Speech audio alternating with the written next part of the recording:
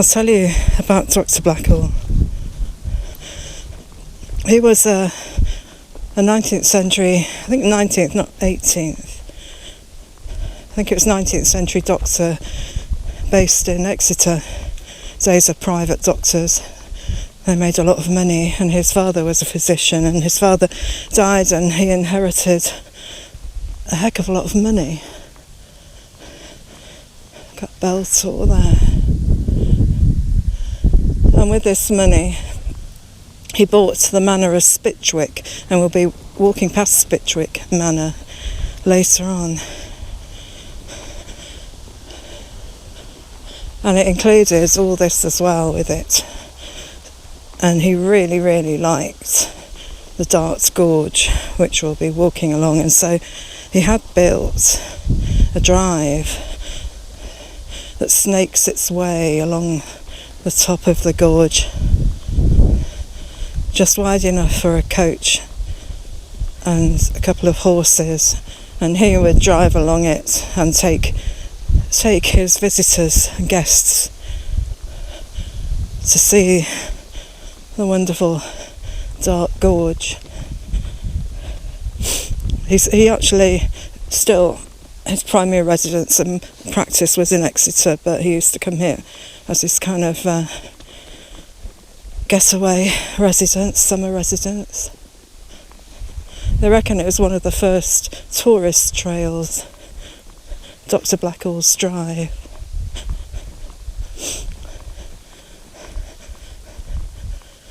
It's got glorious views, as you can imagine.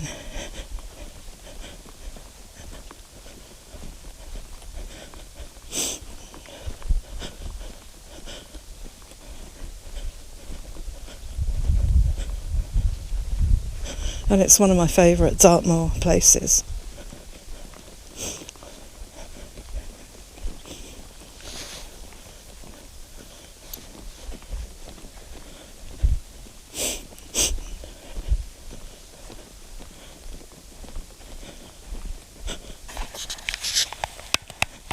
Move my camera a bit.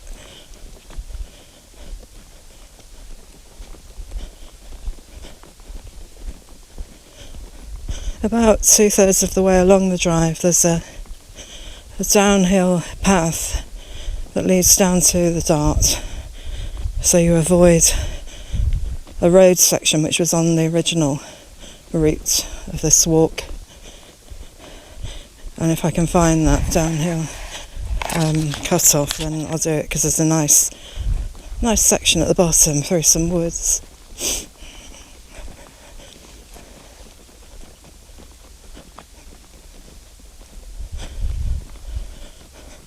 So the drive gradually goes downhill.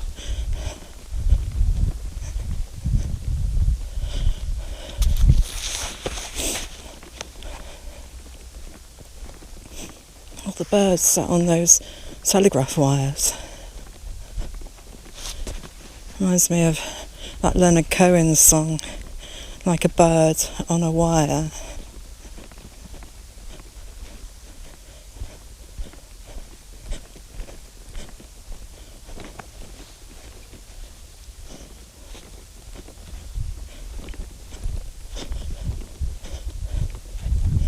So this takes us to the drive. I think this must be part of the original drive.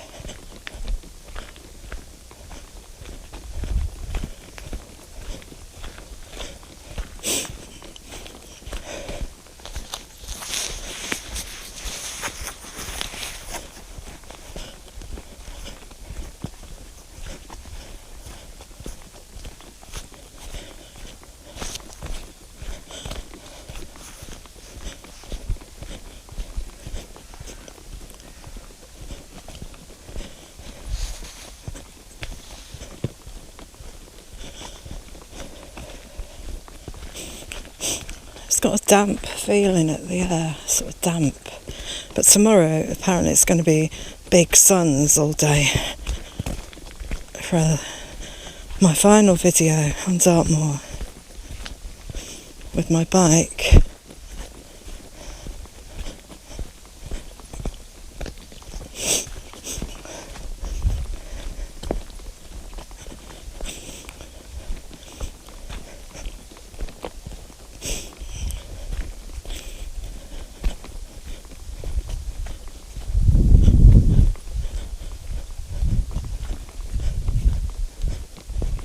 I imagine back in Dr. Blackall's day, the ground was a lot less stony because it'd be a bit of a jolting ride for a coach and horses.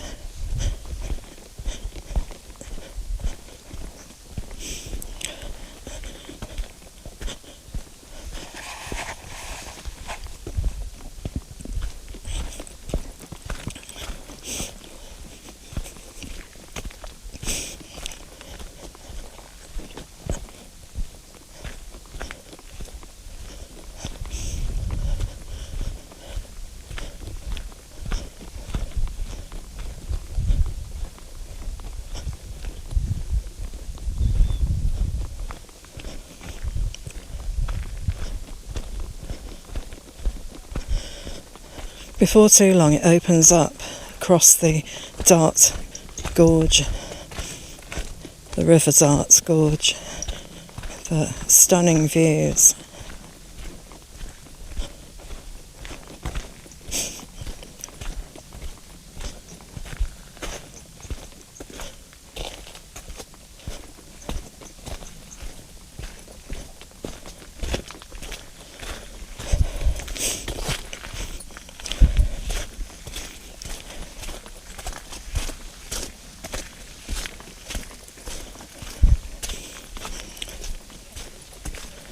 Hello, little dog.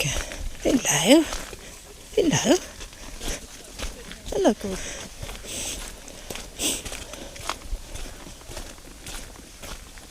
I love watching that programme on telly, The Dog House, where all these rescued dogs find new homes.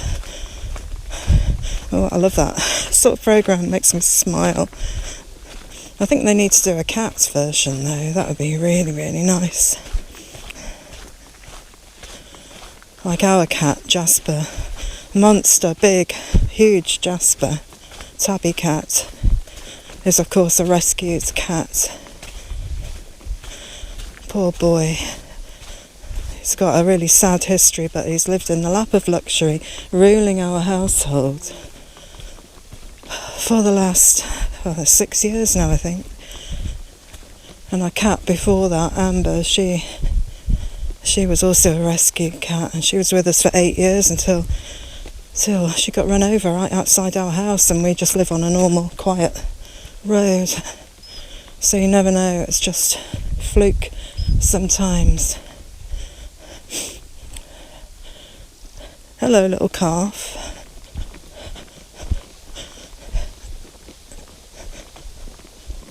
Hello. And of course we watch the Yorkshire Vet.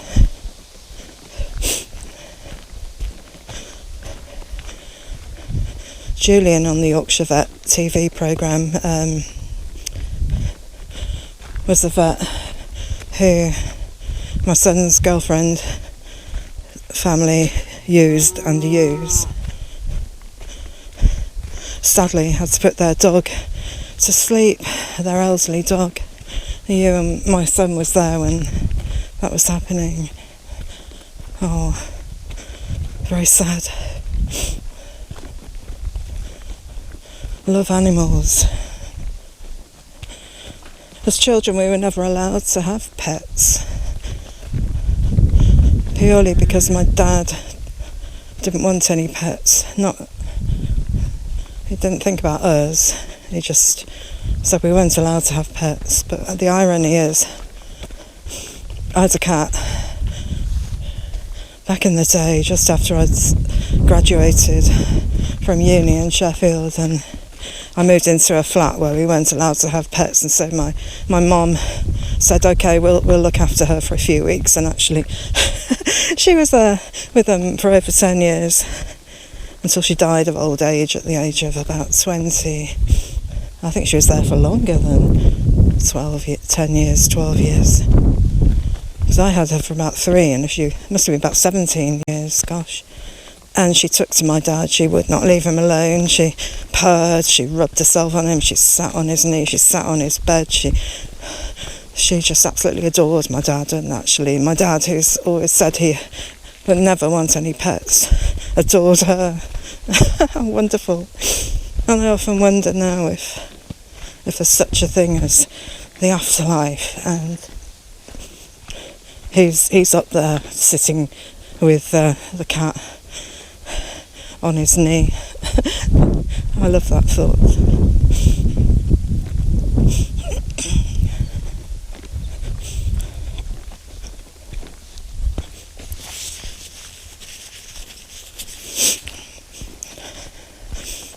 Oh, Dr. Blackall, I think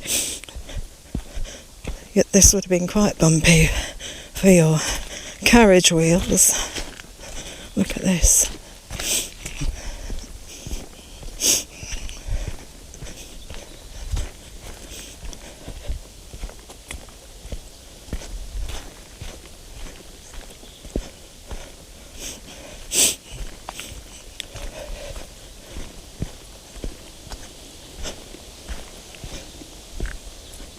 We're coming up to the Dart Gorge now. The path sort of swings round and there it is in all its glory.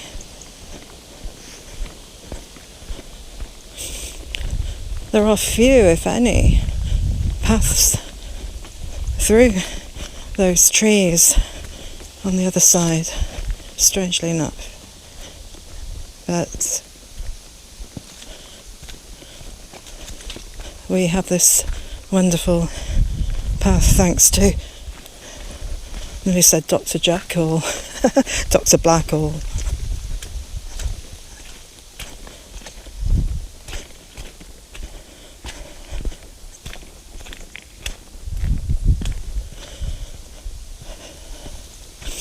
You can begin to see a vista opening up.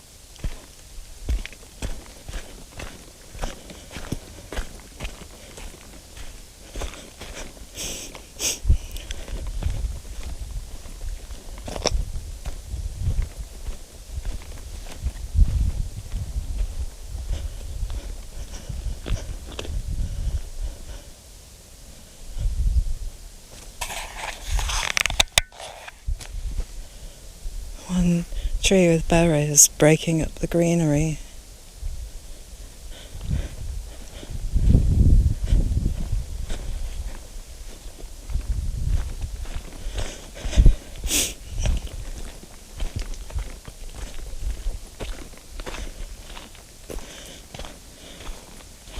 I think the first time I did this walk must have been around when would it be? 1987, 88. When me and my boyfriend before my husband, used to go walking. We began to go walking after not being walkers at all. We were both goths, original goths, and goths don't go walking in the countryside, no. But we grew out of that phase together and started going on walks, and we came to Dartmoor every year. Tradition I carried on when I met my husband. And as I said on one of my other videos from this week, we spent our honeymoon on Dartmoor in November.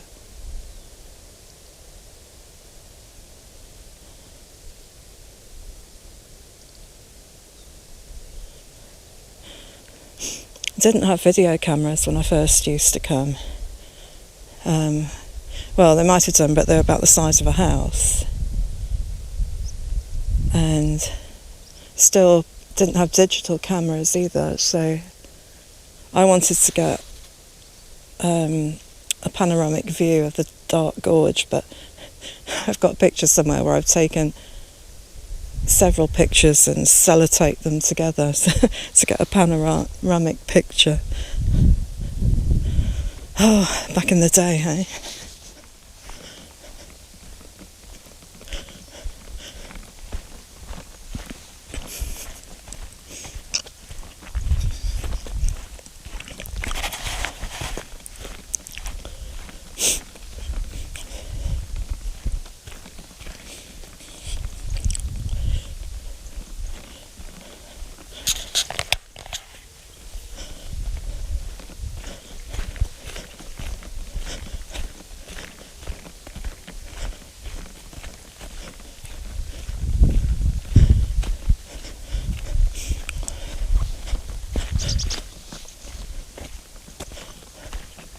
That's one thing that doesn't seem to feature on the ghosts and other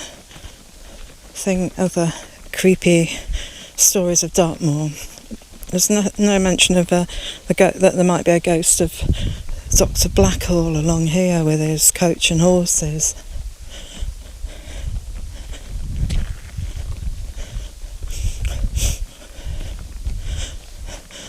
One very sad, supernatural-ish,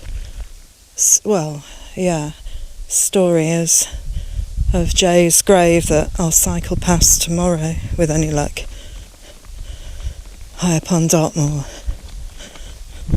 not too far from Tor.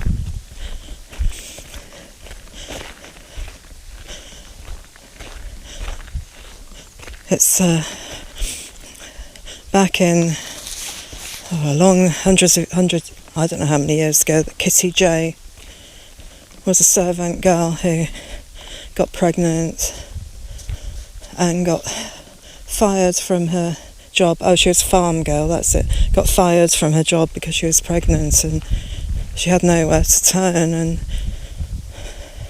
tragically took her own life, hanged herself. And cruelly, back in those days, the law was that if someone died through suicide, took their own life, then their spirit would kind of would stay on the earth, and it would just wander around on the earth. Wouldn't be able to go to heaven or whatever. So they used to bury suicides at crossroads, and the theory being that the spirit at crossroads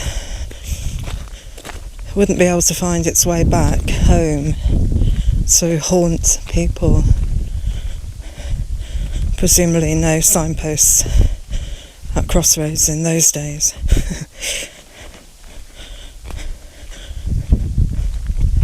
So, Kitty J was buried. Well, she was buried somewhere else first, apparently, but someone reburied her at where Jay's grave currently is. And mysteriously, there's always fresh flowers on the grave, and no one knows who brings them.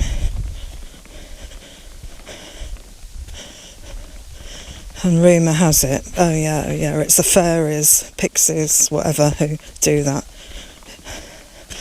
Yeah. When there's no solution, let's say it's the fairies that do it. But it's a very sad story. And it is a real grave.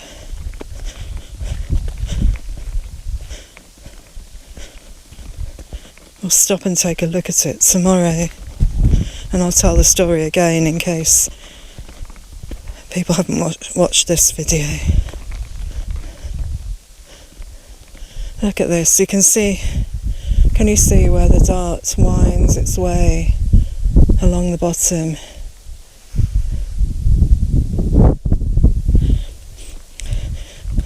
We'll be heading down to New Bridge, which is an incredibly old bridge. But I guess it was new at some point, over the River Dart. I once saw a truck get stuck on there, because it's quite narrow, it's a typical pack horse bridge, and this bus or a truck or something got stuck. I mean, I guess it was freed in the end, but imagine the paintwork suffered a bit.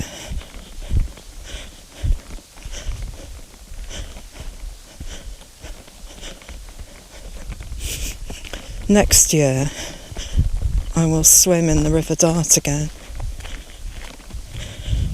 I will have to test the GoPro waterproof housing to make sure it truly is waterproof if I want to film it.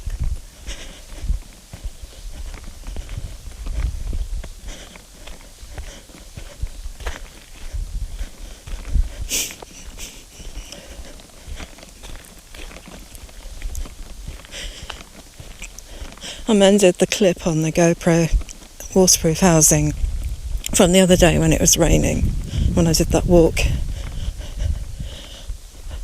I had a spare clip with me, a metal clip, which I got off eBay, which is far stronger than the plastic clips that these housings come with, although touch wood, the non-waterproof housing that I've got at the moment that allows me access to the microphone. The clip's been okay on that, but I do have another metal clip coming which I'll keep with me in case it does break at some point.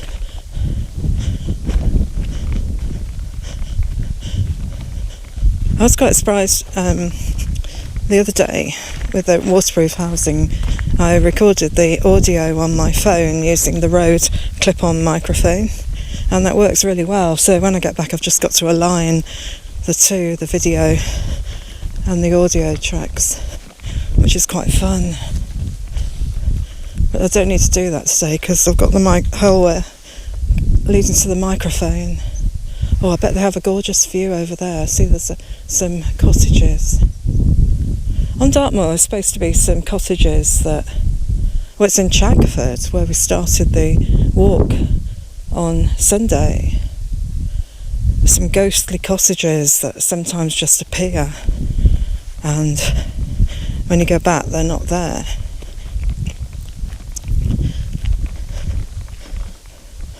And there's another ghostly farmhouse, apparently. I don't know, somebody needed shelter on Dartmoor because the weather can be quite brutal at times. Heading towards a farmhouse with smoke coming out of the chimney, all nice warm fire, warm myself in front of it and dry off. But then it disappeared, there was nothing there.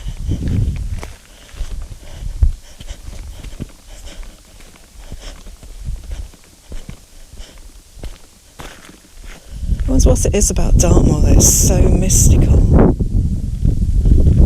Has so much mystery and supernatural stories.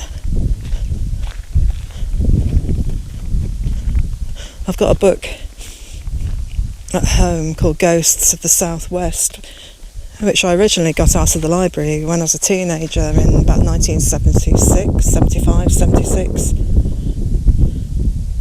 And each chapter covers a separate ghost, a separate haunting in the Southwest in general, and one of them is that visit of the devil to that Tavistock Inn in Poundsgate, just down the road here.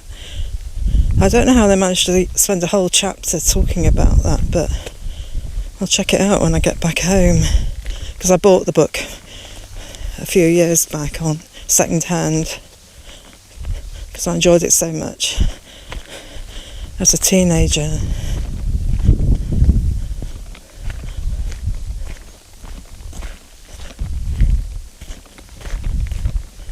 My son went on one of these ghost nights, ghost trails, whatever they are, at a haunted castle in Northumberland with his ex-girlfriends a couple of years back. I said nothing happened, no ghosts. What a waste. I wonder if you get your money back if there's no evidence of ghosts. They just got very tired.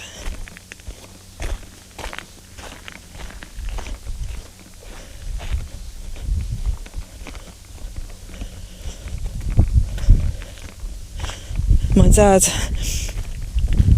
had a really thick book, I've got it now, called A Century of Creepy Stories, and it's got this ghostly spectre on the spine. He got given it as a gift in the 1930s, and as a child I used to love the ghost stories in this book. I used to read them and tick them off when I'd read them all. I still got it, as I said, and I found a follow-up book too. I think it's called Century of More, or A Second Century of creepy stories, not ghost stories. There is one that does ghost stories, but these creepy stories is ghosts plus other creepy stuff. And that started my interest in ghostly, supernaturally things. I loved it as a teenager.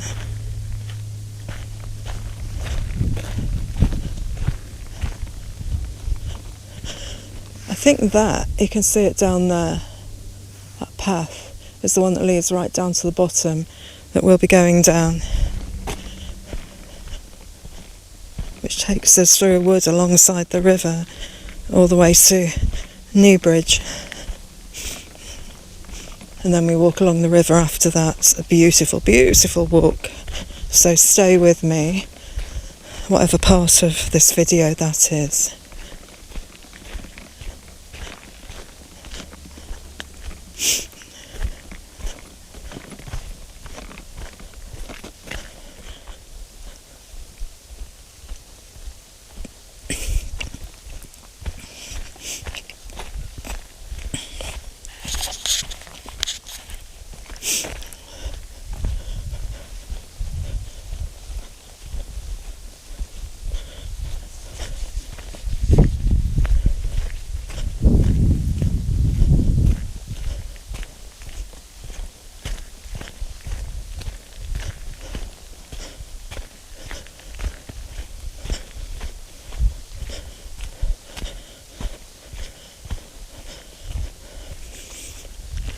I love all this gorse. Not so nice if you take a wrong turn there and you end up having to walk through it.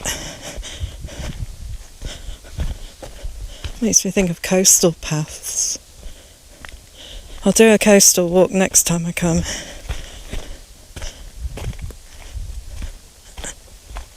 Been offered a discount week in the cottage I'm staying. The reason being that the Rayburn cooker has been malfunctioning because of the storm, and I lost the heating one night and I've not been able to cook on it. So I've been eating salad. Hopefully over the phone we've managed to sort it out, but because of it they've offered me a discount in the next holiday I take there, which is very kind of them. So I'll be coming back in the spring. Just need to find a week to book.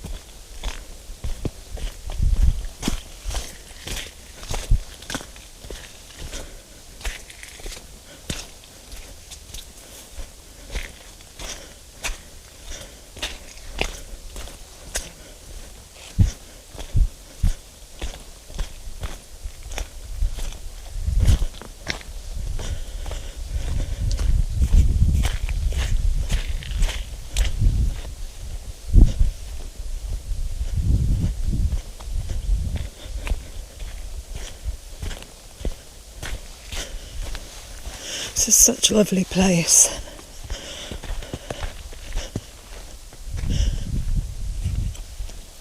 If you're into walking and you're in this neck of the woods, do come on this walk, because it is one of the best. It really is.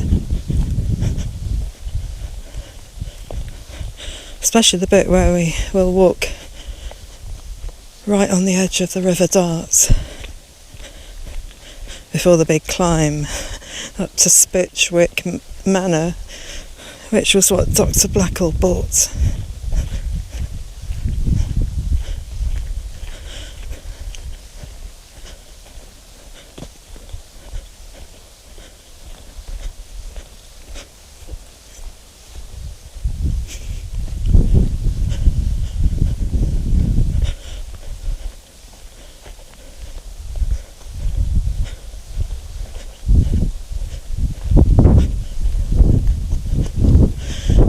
this section was a bit easier on the carriage wheels. Dr. BLACKALL'S coach.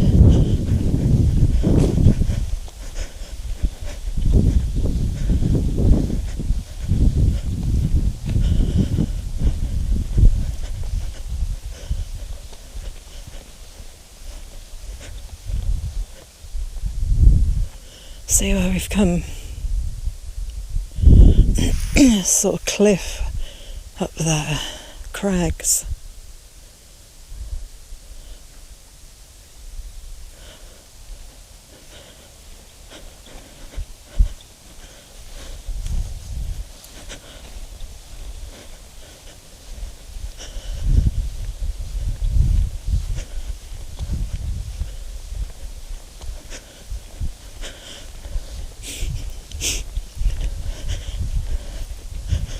I will try to come away to West Somerset again, if I can, in November to see the beautiful autumn beech woods and video them.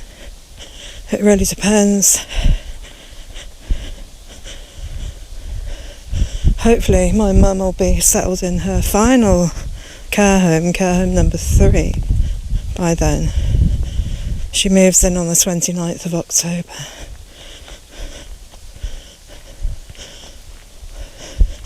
We would move her before then, but we can't because they're still building it. But it will be lovely. The staff are fantastic. Everything about it is fantastic.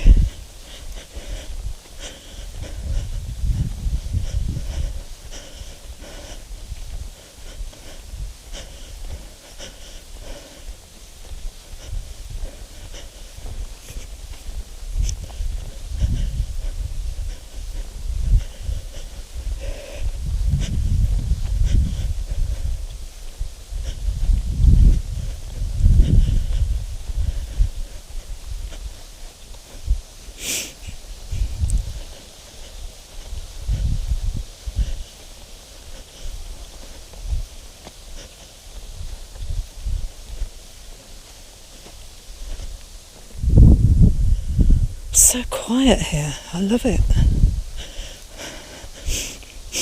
I'm looking for that turn on the right where we go down the hill. I think it's coming up.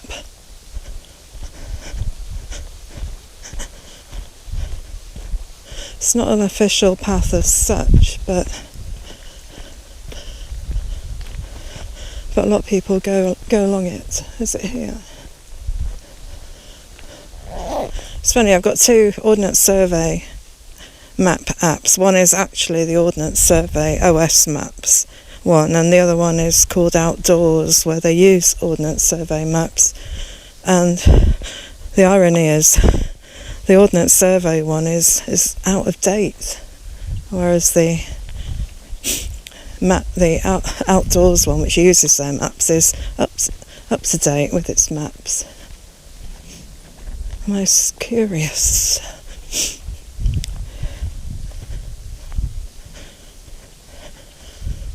I have 2 because the Ordnance Survey one is easier to plot routes. It's got a snap to it, snaps to the footpaths and roads and lanes, and the other one doesn't.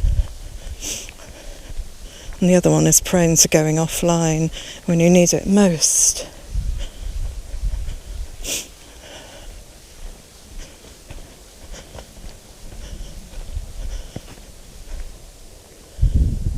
Right down at the bottom, you can actually see, you probably can't with this camera, but right down at the bottom you can just about see the river.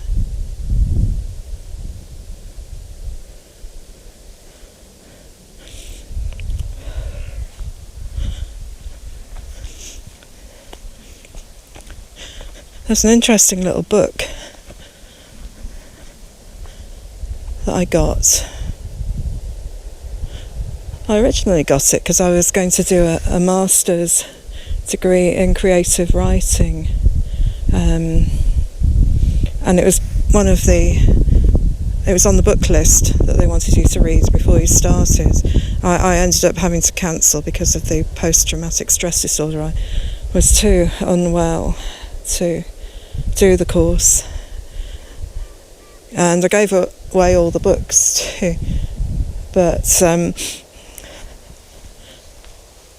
last year, I think, I bought that book again. It's called Darts. I think it's just called Darts. It's a very slim volume, and it's just poems, writings, whatever. It's the woman, the author.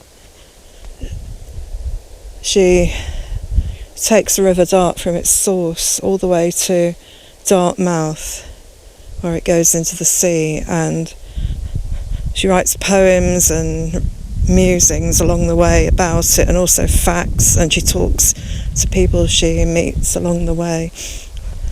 It's quite a sweet little book.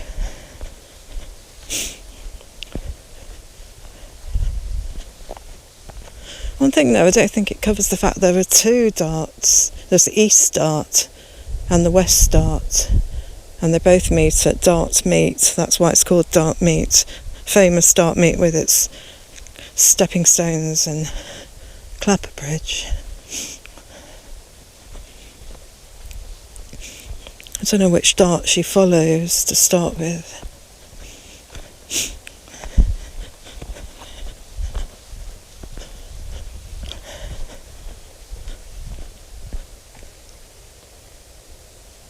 Yeah, you can see the white. I hope it's the white of rushing water and not pollution. Because last time I was here, there was a load of pollution had just got stuck in a kind of corner of the dart. It was horrible.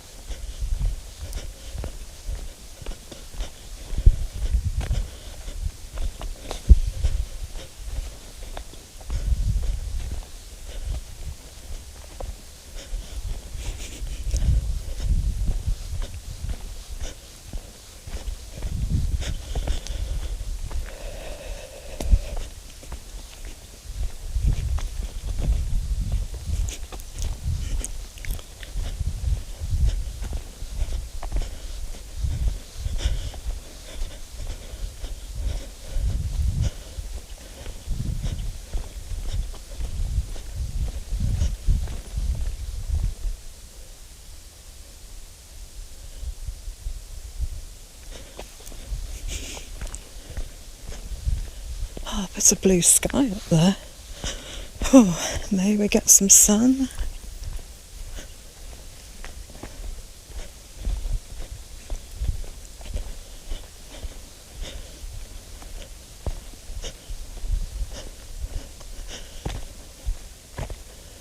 Just looking for the track that goes down.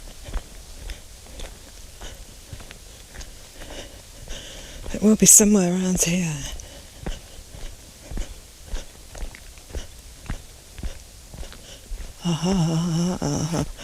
This looks very much like it could be it.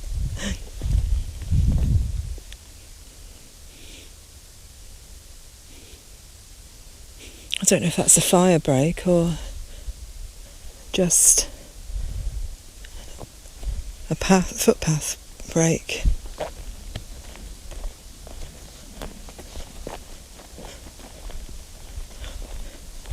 Part of the coastal path near Kingswear, near National Trust Colton Fishacre House.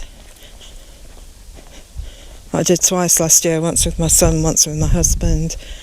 Somebody a couple of years back had a barbecue there, and it ended up setting the whole hillside on fire. Particularly difficult place to get to if you're wanting to put a fire out. Stupid, stupid people.